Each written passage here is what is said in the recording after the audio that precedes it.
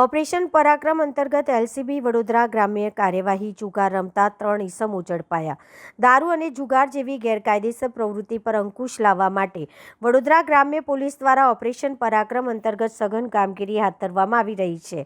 Police મહાનિરીક્ષક સંદીપસિંહના માર્ગદર્શન હેઠળ અને પોલીસ અધિક્ષક સુશીલ અગ્રવાલના નેતૃત્વમાં જિલ્લાભરમાં વિવિધ સ્થળોએ ચેકિંગ અને દરોડાની કાર્યવાહી કરવામાં આવી રહી છે, જે અનુસંધાને LCB local crime branch Vadodara ગ્રામ્યની ટીમ પેટ્રોલિંગ દરમિયાન મંજુસર પોલીસ સ્ટેશન વિસ્તાર હેઠળ બાતમીના આધારે દરોડા પાડ્યા હતા।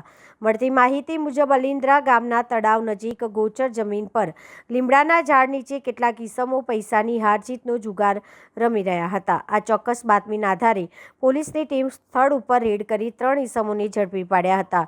ઝડપાયેલા આરોપીમાં નરેશભાઈ નગીનભાઈ રાઠોડિયા રહેઠાણ નાની ભાંડોળ નવી નગરી તાલુકો સાવલી, જીતેન્દ્રભાઈ અશોકભાઈ ભાલિયા રહેઠાણ ધનોરા તાલુકો સાવલી, અક્ષયભાઈ રમણભાઈ વસાવા રહેઠાણ મણિનગર સમલાયા તાલુકો સાવલી।